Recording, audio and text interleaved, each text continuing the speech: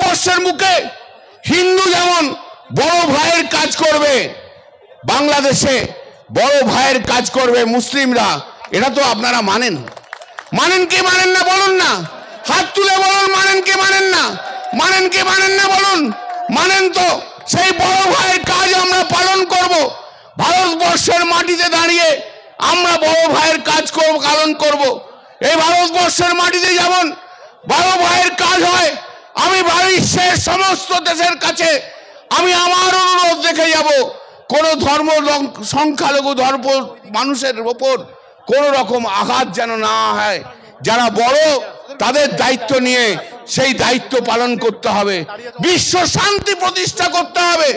যদিও আমি তো আগেই বলেছি, আমার সংবিধান, আমাদের সংবিধান সেকুলার কান্ট্রির কথা বলে, যদিও বাংলাদেশ পাকিস্তান সেকুলার কান্ট্রির কথা বলে না, কিন্তু হিউম্যান রাইটস, সারা বিশ্বব্যাপী যে হিউম্যান রাইটস রয়েছে, সেই হিউম্যান রাইটসকে আজকে প্রতি সব জায়গায় হিউম্যান রাইটসের কথা হয়। সেই হিউম্যান রাইটস আজ বাংলাদেশে যদি কোনো মানুষের হিউম্যান রাইটস বঞ্চিত হয়ে থাকে, সরকারের উচিত সেই মানবিক অধিকার, সেই মানুষের অধিকার ফিরিয়ে দেওয়া। আমার 43 বছর আমার জীবন কেটে গেছে, সংবিধান পড়তে পড়তে আমার জীবন কেটে গেছে। আমি আজও মনে করি আমি ছাত্র, সংবিধানের ছাত্র। আমার চিন্তা ভাবনা, আমার যা কিছু আছে সংবিধানকে মাথায় রেখে আমার চিন্তা ভাবনা থাকে। সংবিধানের আমি পূজারী। আমি যদি মা কালীর পূজারী হই, আমি যদি শিবের পূজারী হই, আমি যদি দেবতার পূজারী হই, আমি আমার সংবিধানেরও পূজারী, ভারতবর্ষের বুকে সংবিধানের পূজারী। সেই সংবিধানের ভাষা একে ন্যারো ভাবে দেখা যায় না। তারা দায়িত্ববদ্ধ ওয়াকফ প্রপার্টি, আল্লাহর সম্পত্তিকে তাকে ঠিকমতো মেনটেন করা। তাহলে আজকে এই আল্লাহর সম্পত্তি, ওয়াকফ সম্পত্তি, সেই সম্পত্তিকে আজকে কেড়ে নেওয়া হচ্ছে কেন? কেন সেখানে হাত দেওয়া হচ্ছে? সেটা কি সংবিধান সম্মত না সংবিধান বহির্ভূত? ভারতবর্ষের সংবিধানের আর্টিকেল 26 যেটা বলে যে freedom to manage religious affairs, subject to public order, morality and strength, every religious denomination or any section thereof shall have the right to establish and maintain institutions for religious and charitable purposes. তাহলে একজন মুসলিমের তার অধিকার রয়েছে যে ধর্মীয় প্রতিষ্ঠানে যেখানে ওয়াকফ সম্পত্তি দেওয়া হয়, যার উদ্দেশ্য হচ্ছে রিলিজিয়াস এবং চ্যারিটেবল পারপাস এবং সোশ্যাল পারপাস, ব্যক্তিগত নয়, সেই পারপাস যখন রয়েছে, তাহলে আমার মানে মুসলিমের যদি সেই সম্পত্তি যে আঘাত দেওয়া হয়, সেই রিলিজিয়াস ফেথকে যদি কোনো ডাইরেক্টলি আর ইনডাইরেক্টলি যদি আঘাত করা হয়, তাহলে সেই চিন্তা ভাবনা, সেই বিল, সেই আইন ভারতবর্ষের সংবিধানের 26 নম্বর ধারার কে ভায়োলেট করে। Article 26 is violated. সংখ্যালঘু সম্প্রদায় এই ভারতবর্ষের বুকে ভারতবর্ষের সংবিধান অনুযায়ী প্রোটেক্টেড, তাকে আঘাত দেওয়া যায় না। আমি হিন্দু হলেও আমার যদি মন্দির থাকে, আমার যদি জায়গা থাকে, আমার যদি ধর্মীয় আবেগ থাকে, সেই আবেগকেও যেমন কেউ আঘাত দিতে পারে না আর্টিকেল 26 অনুযায়ী, তেমনি একটি মুসলিম সম্প্রদায়ের মানুষ তার ধর্মের আবেগকে নষ্ট করা যায় না, কোনো আবেগকে নষ্ট করা যায় না। আজ তোমরা কি করতে এসছো? সেই আবেগকে নষ্ট করছো। মুসলিম সম্প্রদায়ের আবেগ, মুসলিম সম্প্রদায়ের মানুষের অধিকার, সেই অধিকারকে আজকে নষ্ট করা হচ্ছে। আমরা চুপ করে বসে থাকি কি করে? এই ওয়াকফ বিল যখন ইন্ট্রোডিউস হলো, সেদিনকে পার্লামেন্টে আমরা বিরোধিতা করেছিলাম। তারপরের দিন জেপিসি তৈরি হয়েছিল, দিদি মমতা বন্দ্যোপাধ্যায়, আমি সেদিনকে ছিলাম না, আমি সেদিন বাইরে ছিলাম, দিল্লির বাইরে। দিদি আমাকে ফোন করে বলল, কল্যাণ তোমাকে আমি জেপিসি বিলে, জেপিসির যে বডি তৈরি হয়েছে, আমি তোমাকে সেখানে রাখলাম, তোমাকে লড়াই করতে হবে আমার ভারতবর্ষের পশ্চিম বাংলার মুসলিম সম্প্রদায়ের মানুষের জন্য, ভারতবর্ষের মানুষের সম্প্রদায়ের মানুষের সংখ্যালঘু সম্প্রদায়ের মানুষের জন্য লড়তে হবে। দিদির অনুপ্রেরণায় সেই লড়াই আমরা করছি। लड़ाई छोड़वे, जंग अभी जारी है, जंग तो रहेगा ही और चलेगा। मोदी जी आप किसी को नहीं, अब ममता बनर्जी और तृणमूल कांग्रेस को डराना नहीं सकेगा। हम लोग लड़ेंगे, जंग लड़ेंगे। जितना खून से जो इतना खून इधर से निकला है वो निकालने दीजिए, उसमें लिए कुछ नहीं है, लेकिन और खून जरूरत होगा तो हर शरीर से निकलेंगे। भारतवर्ष को कम्युनल फोर्स का विरुद्ध में, भारतवर्ष को नॉन सेक्युलर फोर्स के विरुद्ध में हम लोग का जंग जारी रहेगा। ये जंग बंद नहीं होगा, ये जंग बंद नहीं होगा। कितना देना होगा खून ले लेंगे, कितना अपमान सुनना है सुन लेंगे, कितना गाली सुना देंगे सुन लेंगे। पार्लियामेंट के अंदर में जितना मर्जी आप कीजिए, जरूरत हम लोग पीछे घूम के नहीं देखते हैं, क्योंकि जानते हैं देश का जनता, देश का मुस्लिम, देश का हिंदू हम लोग का साथ है। हम लोग आगे बढ़ेगा, आएंगे हम बात में थोड़ा थोड़ा करके आएंगे। ये जो वक़्फ़ एक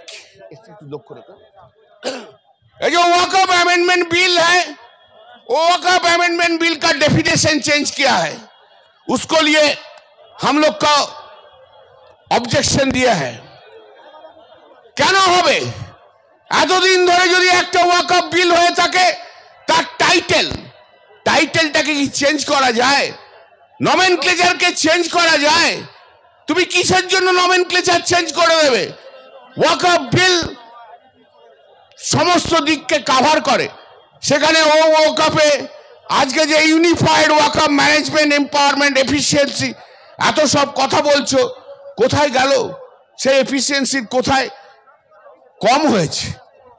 যদি কমতি হয়ে থাকে, আমি একটা কথা প্রায় বলি জানেন তো, সে ভারতবর্ষের পার্লামেন্টে দাঁড়িয়ে দাঁড়িয়ে আমি বলি এই ভারতবর্ষের আইনের কোনো কম নেই।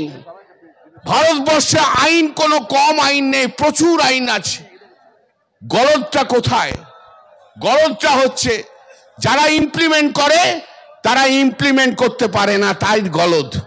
যদি কেন্দ্রীয় সরকার ঠিকমতো 1995 সালের আইনকে ঠিকমতো ইমপ্লিমেন্ট না করাতে পারে, যদি কেন্দ্রীয় সরকার আজ তাদের বিজেপি যেখানে সরকার রয়েছে, সে উত্তরপ্রদেশ বলুন, সে বিহার বলুন, সে মহারাষ্ট্র বলুন, সেখানে যদি তারা আইনকে প্রয়োগ না করে থাকতে পারে, তার জন্য মুসলিম সম্প্রদায়ের দোষ নয়, দোষ হচ্ছে কেন্দ্রীয় সরকারের দোষ।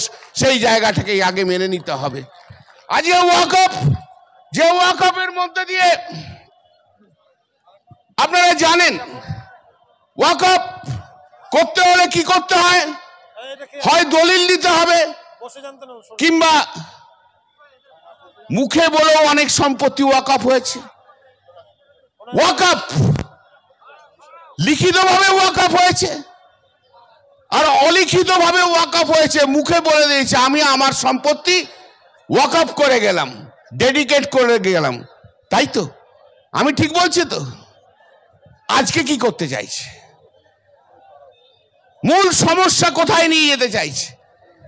যেগুলো দলিল আছে, কিন্তু যে ওয়াকফ ডেডিকেট করা হয়েছে মুখের কথাতে, আজকে সেই ওয়াকফ প্রপার্টিগুলোকে তুলে নেবে সেন্ট্রাল গভর্নমেন্ট, তারই ব্যবস্থা করা হচ্ছে।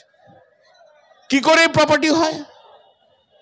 আপনাদের একটা ইলাস্ট্রেশন দিই, রায়সিনা হিল আপনারা জানেন, দিল্লির রায়সিনা হিল, যেখানে প্রেসিডেন্টের হাউস রায়সিনা হিল বলে না, আজ থেকে 200 থেকে 250 বছর আগে সেটা একটা গ্রাম ছিল, রায়সিনা ভিলেজ।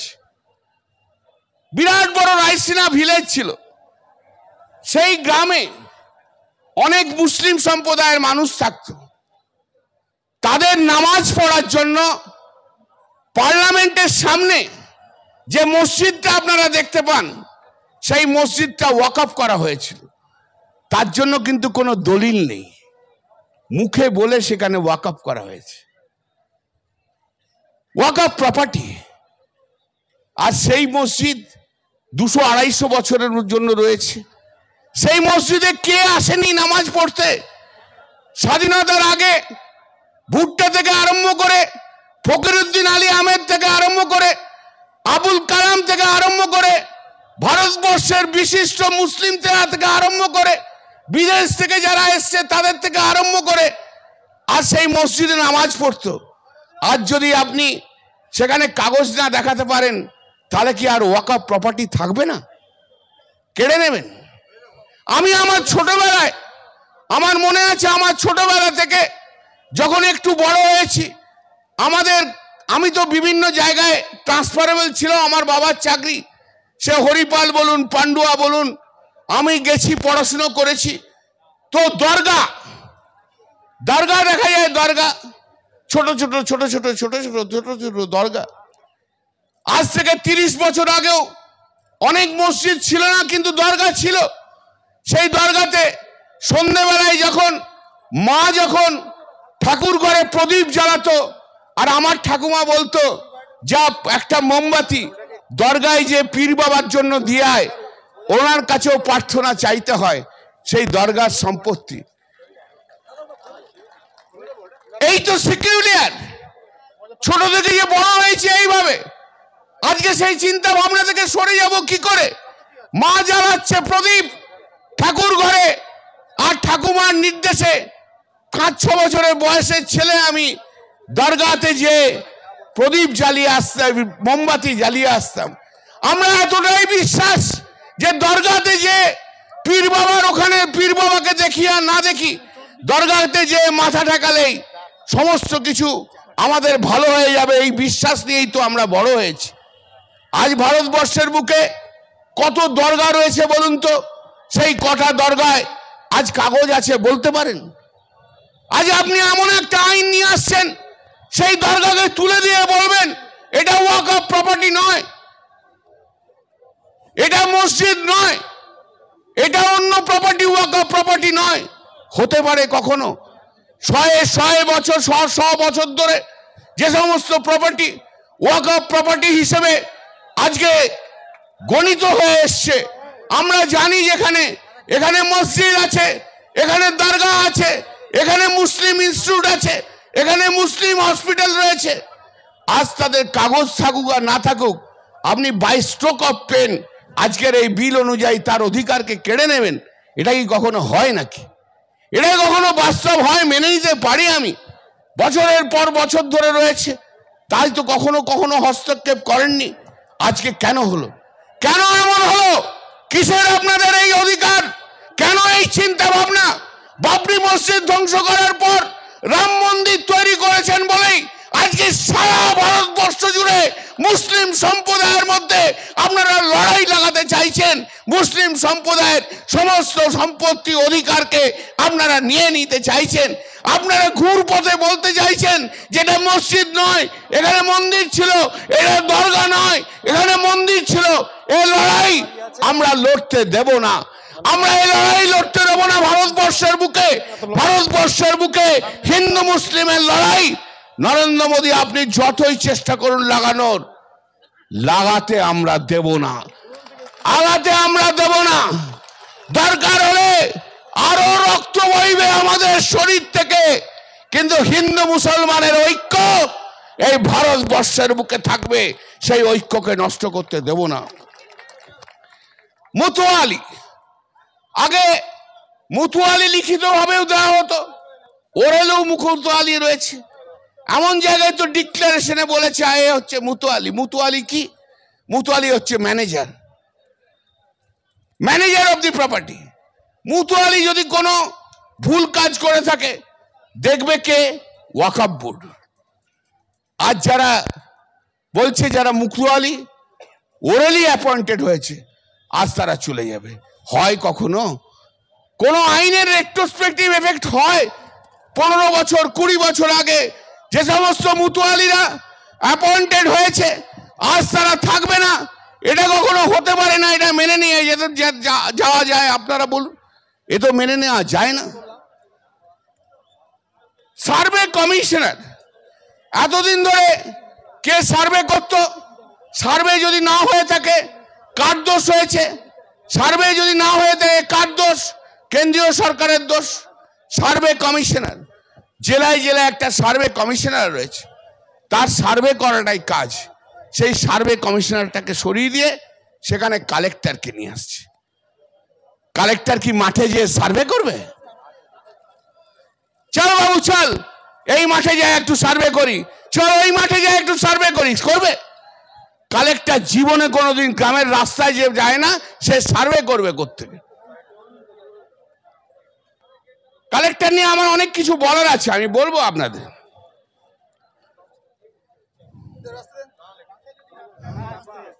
আরেকটা জিনিস খুব ইন্টারেস্টিং, এখন থেকে যদি ওয়াকফ কেউ করতে চায় কোনো মুসলিম, সে যদি 5 বছর মুসলিম রিলিজিয়ান তার পারফর্ম যদি না করে, তাহলে সে ওয়াকফ করতে পারবে না। আপনি মুসলিম কি মুসলিম নন, তার বিচারটা কি করে হবে? না, তার বিচারটা হবে মুসলিমরা তাদের রিলিজিয়াস ফাংশন ডিসচার্জ করছে কিনা, তার মানে নামাজ পড়ছে কিনা, অন্যান্য মুসলিমদের কাজ করছে কিনা। এটা কখনো হতে পারে? কে বিচারটা করবে? কে বিচারটা করবে? 1963 সালে ভারতবর্ষের সংবিধানে, ভারতবর্ষের সুপ্রিম কোর্ট 5 জন কনস্টিটিউশন বেঞ্চের দুটো জিনিস ডিসাইড করেছিল। 1 নম্বর হচ্ছে, আপনি যেখানে নামাজ পড়বেন বা যারাই নামাজ পড়বে কোনো এক জায়গায়, সেটা that will be treated as Waqf property. যে কোনো একটা জায়গায় যদি 20 জন, 25 জন, 15 জন, 5 জন রেগুলারলি নামাজ পড়ে, সেটা ওয়াকফ প্রপার্টি বলে ট্রিট করা হবে। আর নামাজ যে মসজিদেই পড়তে হবে তার কোনো কম্পালশন নেই। নামাজ যদি সে বাড়িতে বসে পড়ে, তাহলে সেটা কি নামাজ নয়? কি করে ডিসাইড করবেন? আমরা যারা আমাদের ফর্মে কি ফিল আপ করতে হয়, religion Hindu, religion Muslim, religion খ্রিস্টান, আমরা কি করি? Hindu by performing religious function করি কি? তা যদি না হয় তাহলে কি হবে? ধরে নিন এটা ছেড়ে দিন, তাহলে কমরেড সিপিএমদের কি হবে? যারা ধর্মকেই বিশ্বাস করে না, যারা কোনোদিন মসজিদ যায়নি, যারা কোনোদিন নামাজ পড়েনি, সেই কমরেডরা কি করবে? তারা কি মুসলিম নয়? যদিও সিপিএম এর গলা থেকে কোনো আওয়াজ বেরোয় না, কিন্তু ওয়াকফ বিলের বিরুদ্ধে সেলিমের মুখ থেকে কোনো শব্দ বেরোয় না। ভারতবর্ষের লোকসভায় সিপিএম এর পশ্চিমবাংলা থেকে এমপি নেই। ভারতবর্ষের লোকসভায় একটা ওই রাজস্থান থেকে সিপিএম এর এমপি এসে তার গলাতে আওয়াজ নেই। ভারতবর্ষের রাজ্যসভায় সিপিএম এর এমপিদের থেকে কোনো আওয়াজ নেই। যেই জানা জয়েন্ট পার্লামেন্টারি কমিটিতে জানেন সিপিএম এর কেউ নেই, ওখানেও শূন্য। তাহলে কি হবে? তাহলে কমরেড সেলিম কি মুসলিম না নন মুসলিম? কারণ উনি তো নামাজ পড়েন না। কিন্তু আজকে উনি যে মুসলিম, তার ব্রিফটা আমি নিয়েছি বলবার জন্য। উনি নামাজে না পড়তে পারেন, কিন্তু উনি মুসলিম। এইভাবে কখনো মুসলিমদের মধ্যে ভাগ করে দেয়া যায় না। ফাংশন করতে পারবে না, ফাংশন করলেই তবে রিলিজিয়াস ফাংশন করলেই তবেই মুসলিম হবে, এটা হয় না। এটা হয়? আপনি বলুন তো। যা পাচ্ছে তাই নিয়ে আসছে, সার্ভে কমিশনার তুলে দিচ্ছে।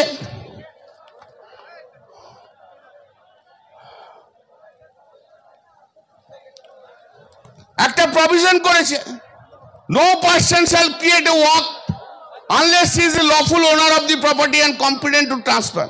আরে ভাই, আমি প্রপার্টির মালিক হলে তবেই তো আমি ওয়াকফ করতে পারবো, তবেই তো ওয়াকফ হবে। আমি কি আমার সম্পত্তি অন্য কাউকে দান আমি করতে পারি? অন্য কেউ কি আমার সম্পত্তি দান করতে পারে? এগুলো কিচ্ছু না।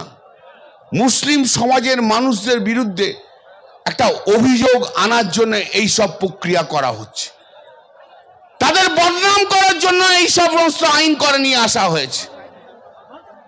রেজিস্ট্রি করতে হবে ওয়াকফ প্রপার্টি। ওদের বক্তব্য রেজিস্ট্রি হয়নি। সুপ্রিম কোর্টে যে মামলা চলছে সেই সুপ্রিম কোর্টের মামলায় সেন্ট্রাল গভর্নমেন্ট এফিডেভিট দিয়ে বলেছে 98% ওয়াকফ প্রপার্টি হ্যাজ বিন রেজিস্টার্ড। 98%। কেন এদের নামে এরকম বদনাম করছেন আপনারা? এমন একটা ভাব দেখানো হচ্ছে চারিদিকে ওয়াকফ নিয়ে নানা বিশাল ব্যাপার, ওয়াকফের কোনো রেজিস্ট্রেশন নেই, যে যেখানে বলছে সেটাই ওয়াকফ হচ্ছে। তা নয়, একদমই তা নয়। দীর্ঘদিন ধরে আমি তো বলছিলাম ব্রিটিশদের সময় থেকে 150-200 বছর আগে, প্রি ইন্ডিপেন্ডেন্স হওয়ার আগে থেকে ওয়াকফ নিয়ে বিভিন্ন আইন এসছে, ফেডারেল স্টেট আইন নিয়ে এসছে। সেই আইনের মধ্যে দিয়ে আজকে ওয়াকফ প্রপার্টি নিয়ে করা হচ্ছে। সবচেয়ে বড় প্রশ্ন যেটা এসছে আজকে, বিশাল বড় প্রশ্ন, করিমদা এসছে, আমার অনেক দিনের সিনিয়র, সেই কবে 2001-এ। সবচেয়ে বড় প্রশ্ন এসছে, যদি কালেক্টর মনে করে এটা গভর্নমেন্ট প্রপার্টি, তাহলেই কিন্তু সেটা গভর্নমেন্ট প্রপার্টি হয়ে যাবে, তাহলে আর সেটা ওয়াকফে থাকবে না। ধরুন কোন একটা ওয়াকফ প্রপার্টিকে যদি কালেক্টর বলে দেয় না এটা গভর্নমেন্ট প্রপার্টি, ফাইনাল, সেটা আর ওয়াকফ প্রপার্টির মধ্যে থাকবে না। কালেক্টরের এই পাওয়ারটা কে দিয়েছে? সম্পত্তির মালিকানা, সম্পত্তির মালিককে, সম্পত্তির টাইটেল কার কাছে থাকবে তার বিচার একমাত্র কে করতে পারে? একমাত্র সিভিল কোর্ট করতে পারে। সিভিল কোর্ট ছাড়া কেউ করতে পারে না। সিভিল কোর্ট ছাড়া কেউ করতে পারে না। সেই সিভিল কোর্ট যদি না করতে পারে, সিভিল কোর্টের আইন ক্ষমতা কি করে কালেক্টরকে দেয়া হয়? কালেক্টর হচ্ছে সরকারের প্রতিনিধি। যে কোনো ডিস্ট্রিক্টে কালেক্টর কে? কালেক্টর হচ্ছে সরকারের প্রতিনিধি। একটু বসুন, ছেড়ে দে মহসাব, ছেড়ে দে, বলিস না, যা যাই করুন। কালেক্টরের সম্পত্তি কালেক্টর কি করে ডিসাইড করবে? আইনে বলে a person cannot be the জাজ অফ হিজ ওন কজ। তার নিজস্ব কজের জন্য কেউ নিজেকে জজ হতে পারে না। কালেক্টর যদি বলে দেয় এটা গভর্নমেন্ট প্রপার্টি, এটা গভর্নমেন্ট প্রপার্টি হয়ে যাবে। তারপর আপনি সুপ্রিম কোর্ট পর্যন্ত মামলা করুন না কেন, ওয়াকফ প্রপার্টি চলে যাবে, গভর্নমেন্ট প্রপার্টি হয়ে যাবে। এটা হয় না। আইনের অনেক অধিকার রয়েছে, বিভিন্ন জায়গায় রয়েছে। একটু বসুন, আমি খুব গুরুত্বপূর্ণ দু একটা কথা বলে দিই, একটু শর্টকাট করেই আমি বলে দিচ্ছি। সবচেয়ে বড় কথা হচ্ছে সেন্ট্রাল কাউন্সিল যেটা তৈরি করা হয়েছে, সেখানে 20 জন মেম্বার থাকবে। কারা থাকবে? Union minister in charge of ওয়াকফ। সে কি মুসলিম? আজকের কিরণ রিজ্জু মুসলিম নয়, তাহলে non Muslim will be chairman. তারপর দেখুন 3টে মেম্বার অফ পার্লামেন্ট থাকবে। বলেনি 3 members of parliament belongs to Muslim, সেটাও থাকছে না। তারপর থাকছে সেন্ট্রাল গভর্নমেন্ট থেকে মুসলিমদের যাদের হবে 3% to represent Muslim organisation having all India character. 3 জন মুসলিম হলো। 3% to Muslim organisation having all India, chairperson of 3 boards by rotation, মানে একজন হবে, রোটেশনে হচ্ছে। তাহলে 3 আর 1 4 মুসলিম। 1% to represent the mutualis of the above having a gross annual income of 5 lakhs. এটাও একজন। মুতুয়ালি সবসময় কিন্তু মুসলিমই হয় না, মুতুয়ালি কিন্তু হিন্দুও হয়। হিন্দু মুতুয়ালিও তো রয়েছে।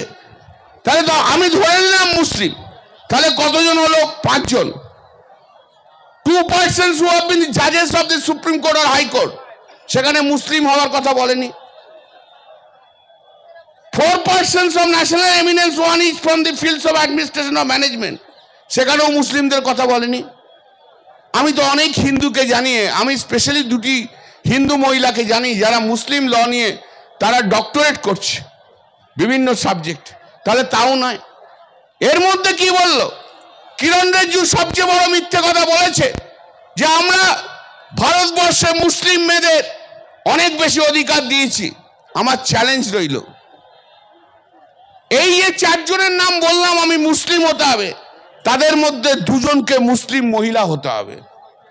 দুজন মুসলিম মহিলা তো 1995 সালের আইনেও ছিল, তাহলে মুসলিমটা বাড়ালেন কোথায়? টোটাল 20 জনের মধ্যে এই যে কাউন্সিল, এই কাউন্সিলের 20 জনের মধ্যে মাত্র 5 জন হচ্ছে কম্পালসারিলি মুসলিম, 15 জন হবে না। এখানে আবার একটা আইনে বলে দিয়েছে যে provided that two non-Muslims will be the members, দুজন নন মুসলিমকে কম্পালসারিলি করা হবে। তাহলে মুসলিমদের অর্গানাইজেশন, মুসলিমের ওয়াকআপ, মুসলিম কন্ট্রোল করে যেটা, সেই অধিকারকে কেড়ে নিয়ে আজ নন মুসলিমে ভর্তি করে দেওয়া হচ্ছে, আর মুসলিম মাত্র 4 জন কম্পালসারি রয়েছে। তাহলে আর্টিকেল 26 কে ভায়োলেট করা হলো না? কোথায় গেল মুসলিমরা?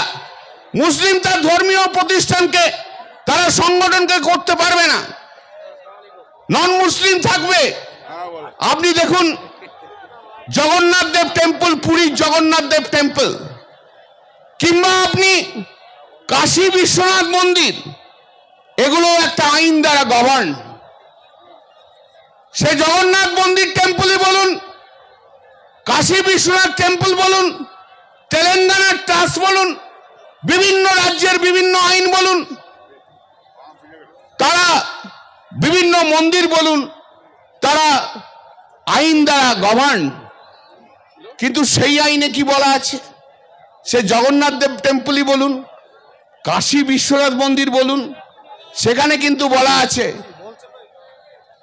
নন Hindus will not be allowed to be the member in the board। তাহলে জগন্নাথ টেম্পলের ক্ষেত্রে হিন্দু ছাড়া আর কেউ হতে পারবে না, কাশী বিশ্বনাথ টেম্পলে হিন্দু ছাড়া আর কেউ হতে পারবে না, অথচ ওয়াকফ কাউন্সিলে মুসলিমরা বাদ যাবে। এটা কি ডিসক্রিমিনেশন নেই?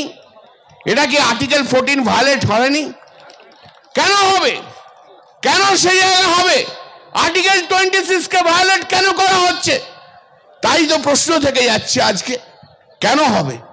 কেন মুসলিমদের এইভাবে বঞ্চনা করা হবে? বলছে যে ইট ইজ এ সিকিউরিয়ার ক্যারেক্টার।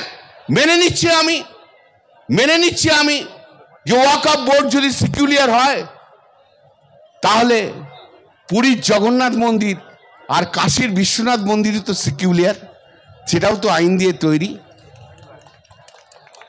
তাই যদি হয়ে থাকে, সেটাই যদি সিকিউরিয়ার যদি ধারণা থাকে, আমার কোনো আপত্তি নেই মেনে নিতে।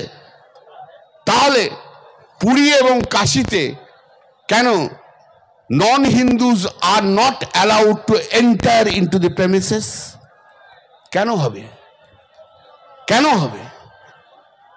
তফাৎ তো হতে পারে না, ভারতবর্ষের আইন তো হতে পারে না, অধিকার, মুসলিমদের অধিকার কেড়ে নেওয়া তো যেতে পারে না। তাই জন্য আজকে অনেক বেশি করে আমাদের এ প্রতিবাদ করতে হচ্ছে। অনেক কিছু রয়েছে, এর মধ্যে থেকে আমার অনেক কিছু বলার চেয়ে আমি তো বললাম, আমি কয়েকটা ইম্পর্টেন্ট জায়গা আপনাদের বলে দেবো। সেকশন 40, যে ওয়াকফ বোর্ড তৈরি হয়েছিল, যে ওয়াকফ বোর্ড আজকে রাজ্যে ওয়াকফ বোর্ড রয়েছে, ওয়াকফ বোর্ড দেখে, সেই ওয়াকফ বোর্ডই ডিসাইড করে কোন জমিটা কার, তাদের ইনভেস্টিগেশন, তাদের এনকোয়ারি। আর সেই ওয়াকফ বোর্ডকে তুলে দিয়ে একটা পুতুল বানিয়ে দেওয়া হয়েছে, একদম পুতুল। ওয়াকফ বোর্ডকে একটা পুতুল বানিয়ে দেওয়া হয়েছে, দন্তবিহীন একটা পুতুল তৈরি করে দেওয়া হয়েছে। লাভটা কি হচ্ছে? সব কন্ট্রোল নিতে হবে কেন্দ্রীয় সরকারকে। রাজ্য সরকারের আগে অধিকার ছিল, যে রুলস ফ্রেম করার অধিকার ছিল, আজকে সেই অধিকারকে কেড়ে নেওয়া হয়েছে, সেই রুলসের অধিকারকে কেড়ে নেওয়া হয়েছে। রাজ্য সরকার এখন আর রুলস তৈরি করতে পারবে না, কেন্দ্রীয় সরকার আসার অধিকার কেন্দ্রীয় সরকার ফিরোজ হাকিম এসছে, থেমে গেছে, একটু বসুন।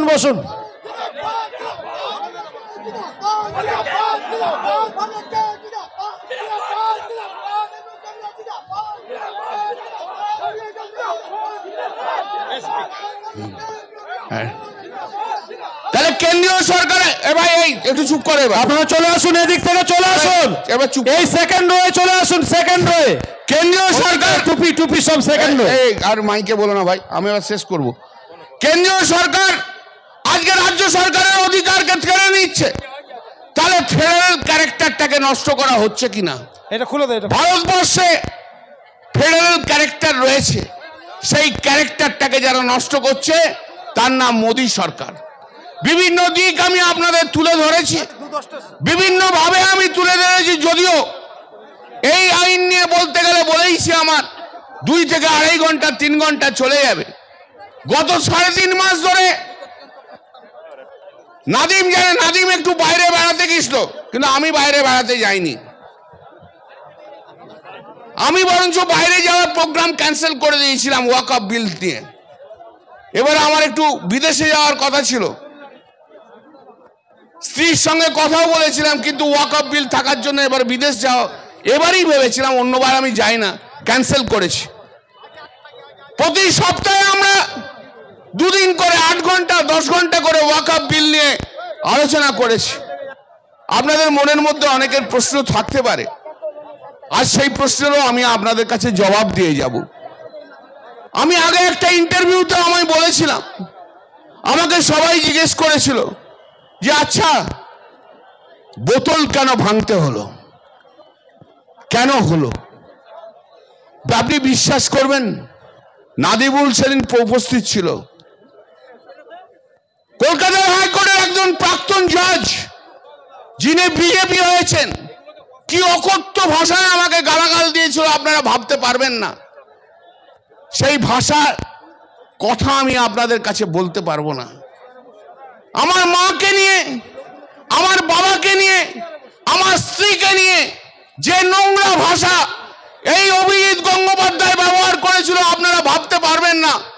দাঁড়িয়ে দাঁড়িয়ে ভাবছিলাম এই লোকটা কি করে কলকাতা হাইকোর্টের জজ হয়, এই রকম একটা নোংরা লোক কি করে কলকাতা হাইকোর্টের জজ হয়েছিল, কার আশীর্বাদ তার মাথায় ছিল যে যার জন্য কলকাতা হাইকোর্টের জজ হয়েছিল? আমার দিকে তেড়ে এসেছিল মারবার জন্য, নাদিম ওয়াজ প্রেজেন্ট। আমি এতটাই ক্ষিপ্ত হয়ে গেছিলাম যে বোতলটা আমার হাতে ছিল সেটাকে টেবিলের মধ্যে ভেঙেছিলাম, তার থেকেই আমার ইনজুরি। তারপর বোতল আমার হাত দিয়ে গলে গেছে, ধরতে পারিনি, প্রচুর রক্ত বেরোচ্ছে। দুঃখ কি জানেন, অত বড় আঘাত পেলাম, রক্তর বন্যা বইছে। আমি নিচে অ্যানেক্সির বিল্ডিং এ হসপিটালে গেছি, চেয়ারম্যান সহ বিজেপির কেউ আমাকে দেখতেও আসেনি। তখন কি হলো কল্যাণজি? ভাবুন, এই ওদের অ্যাপ্রোচ, এই ওদের অ্যাপ্রোচ। গালাগাল অনেক শুনেছি এই ওয়াকফ বিল প্রতিবাদ করতে, যে আমি এত গালাগাল শুনেছি, এত গালাগাল শুনেছি, এত সমালোচনা শুনেছি, সে দলের বাইরে হোক আর দলের 2-1 তার মধ্যে থেকেই হোক না কেন, আমি তাতে এতটুকু আমি চিন্তিত নই। আমার লড়াই চলবে।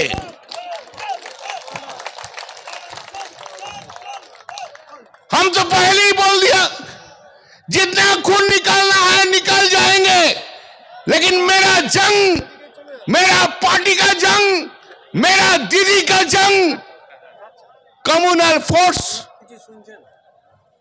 नॉन सेक्युलर फोर्स का विरुद्ध में ये देश का धरती में जारी रहेंगे, जारी रहेंगे, जारी रहेंगे। हम लोग एक साथ लड़ेंगे। যেখানে যত সংখ্যালঘু সম্প্রদায়ের মানুষ আছে, যে দেশে যত সংখ্যালঘু সম্প্রদায়ের মানুষ আছে, সমস্ত সংখ্যালঘু সম্প্রদায়ের মানুষদের পাশে দাঁড়িয়ে থাকতে হয়। যারা মেজরিটি, তাদেরকে দায়িত্ব নিতে হয়।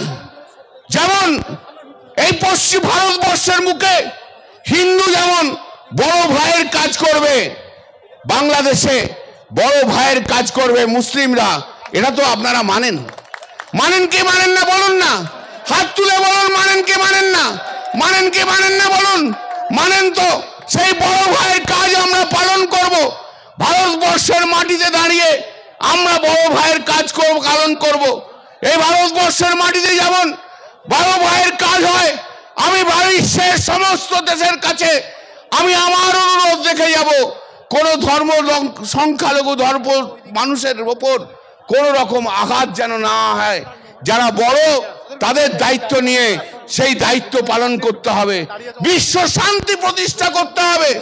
যদিও আমি তো আগেই বলেছি, আমার সংবিধান, আমাদের সংবিধান সেকুলার কান্ট্রির কথা বলে, যদিও বাংলাদেশ পাকিস্তান সেকুলার কান্ট্রির কথা বলে না, কিন্তু হিউম্যান রাইটস, সারা বিশ্বব্যাপী যে হিউম্যান রাইটস রয়েছে, সেই হিউম্যান রাইটসকে আজকে প্রতি সব জায়গায় হিউম্যান রাইটসের কথা হয়। সেই হিউম্যান রাইটস আজ বাংলাদেশে যদি কোনো মানুষের হিউম্যান রাইটস বঞ্চিত হয়ে থাকে, সরকারের উচিত সেই মানবিক অধিকার, সেই মানুষের অধিকার ফিরিয়ে দেওয়া। আমার 43 বছর আমার জীবন কেটে গেছে, সংবিধান পড়তে পড়তে আমার জীবন কেটে গেছে। আমি আজও মনে করি আমি ছাত্র, সংবিধানের ছাত্র। আমার চিন্তা ভাবনা, আমার যা কিছু আছে সংবিধানকে মাথায় রেখে আমার চিন্তা ভাবনা থাকে। সংবিধানের আমি পূজারী।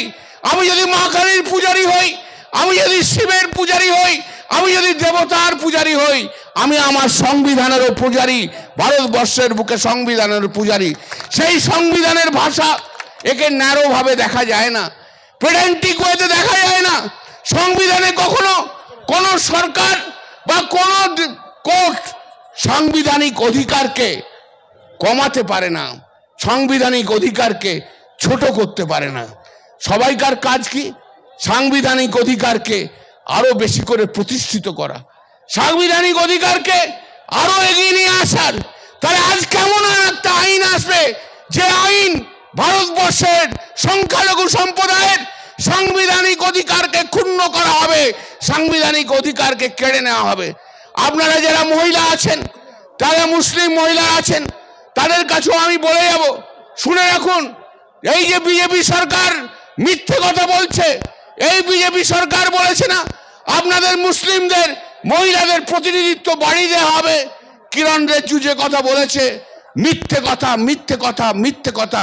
আমি আপনাদের আইন থেকে পড়ে দেখিয়ে বলে দিলাম, কোন মুসলিম, কোন একজন মুসলিম অধিকার তারা বাড়ায়নি। আমি ভাবতাম যদি হতো, যদি বলতো এই 20 জনের মধ্যে 6 জন মুসলিম মহিলা থাকবে, 10 জন মুসলিম মহিলা থাকবে, আমি গ্রহণ করে নিতাম এই বিল। ক্ষমতা থাকে কেন্দ্রীয় সরকার, আপনি বলুন না এই 20 জনের মধ্যে 10 জন মুসলিম মহিলা থাকবে, বলে দিন, মেনে নেব, বলুন মেনে নেব। ছোট্টখানা একখানা মিথ্যে কথা বলে মুসলিম মেয়েদেরকে ভড়কানো হচ্ছে, ছি, লজ্জা লাগা উচিত। তাই বক্তব্য দীর্ঘায়িত করব না। বন্ধু ফিরোজ হাকিম, ভাই ফিরোজ হাকিম, কলিগ ফিরোজ হাকিম আজ এসে গেছে, বক্তব্য রাখবে। সারা পশ্চিমবাংলা জুড়ে ববি ঘুরে বেড়ায়, ববি কাজ করে, আমিও যাব। আমার কাছেও সারা ভারতবর্ষ জুড়ে অনেক জায়গা থেকে আমন্ত্রণ এসছে। পুজো গেছে, জেপিসি গেছে, তারপরই পার্লামেন্ট শেষ হয়েছে, এরপর নিঃসন্দেহে যাব। তো আমার সংখ্যালঘু ভাই, ভারতবর্ষের বুকে যত সংখ্যালঘু ভাই, তাদের পাশে দাঁড়াবো, তাদের বোঝাবো আইনটা কি আছে। নিঃসন্দেহ করব, দিদির পারমিশন নিয়ে, দিদিকে নিয়ে, দিদির পারমিশন নিয়ে করব। একটা কথা জেনে রাখবেন, আমি শেষ করব যে কথা বলে, এই ভারতবর্ষের বুকে যে লড়াই সংখ্যালঘুদের জন্য যে লড়াই দিতে পারে, একা লড়াই দিতে পারে, তার নাম মমতা বন্দ্যোপাধ্যায়। তিনি নাম মমতা বন্দ্যোপাধ্যায়। তাকে ভালো রাখুন, তাকে সুস্থ রাখুন, আল্লাহর কাছে দোয়া করুন, হে আল্লাহ আমাদের নেত্রী বাংলার মুখ্যমন্ত্রী মমতা বন্দ্যোপাধ্যায়কে দোয়া করো, আরো বেশি শক্তি দাও, আরো বেশি এনার্জি দাও, যেন আগামী দিনে ভারতবর্ষের বুকে এগিয়ে চলতে পারে।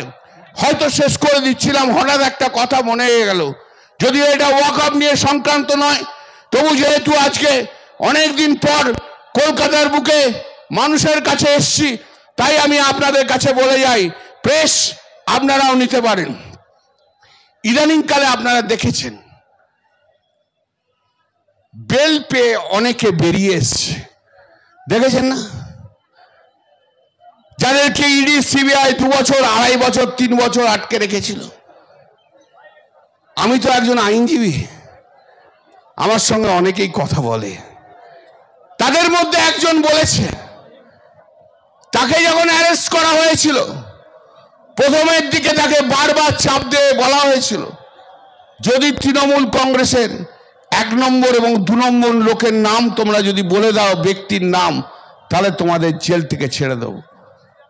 তারা কিন্তু মাথা নোয়ায়নি।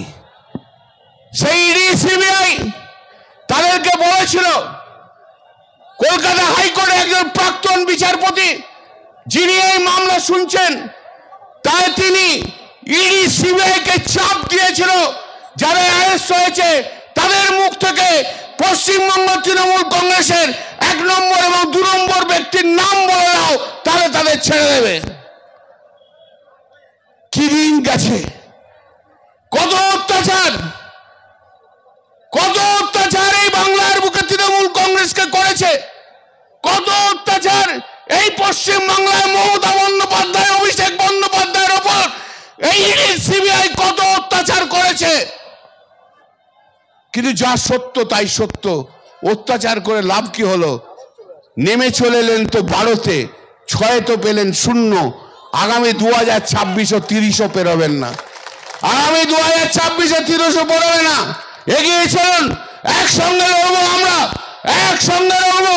শুধু বাংলার মানুষ নয়, সারা ভারতবর্ষের মুসলিম সম্প্রদায়ের মানুষকে নিয়ে আগামী দিনে ভারতবর্ষের বুকে মমতা বন্দ্যোপাধ্যায় তার লড়াই জারি রাখবে। জয় হিন্দ, বন্দে মাতরম, মমতা বন্দ্যোপাধ্যায় জিন্দাবাদ। অনেক অনেক ধন্যবাদ।